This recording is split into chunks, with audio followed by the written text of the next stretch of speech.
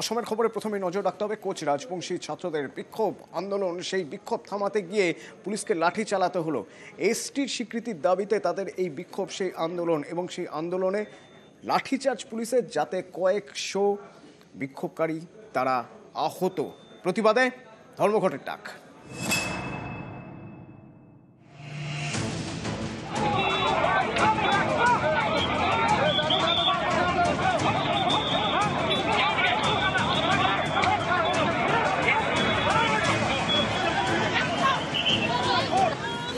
ST বা তফসিলি উপজাতির তকমা চেয়ে অসমে পথে নেমেছে রাজবংশী সমাজ।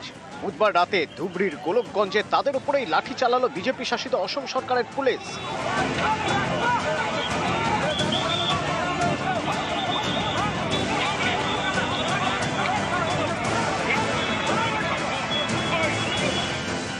বুধবারের এই মিছিল বের করে কোচ রাজবংশীদের ছাত্র সংগঠন।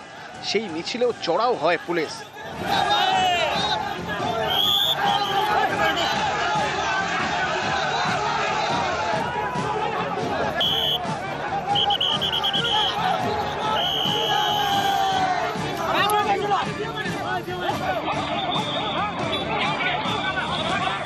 পড়ুয়াদের দাবি, পুলিশের লাঠির ঘায়ে জখম হয়েছেন 100-র বেশি আন্দোলনকারী।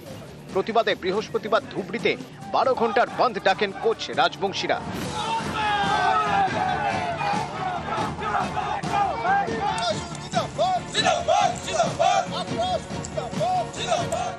চাপের মুখে দুঃখ প্রকাশ করেছেন বিজেপি শাসিত অসমের মুখ্যমন্ত্রী হিমন্ত বিশ্ব শর্মা। সাসপেন্ড করেছেন গোলকগঞ্জ থানার ওসিকে।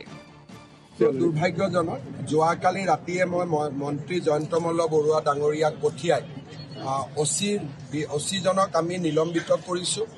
5 দিনৰ ভিতৰত এটা ইনকুৱাৰী হ'ব আৰু যিসকল পুলিচে দৰকাৰতকৈ বেছি শক্তিৰ প্ৰয়োগ কৰিছিল তেওঁলোকৰ বিৰুদ্ধে আমি কঠোৰ ব্যৱস্থা ল'ম।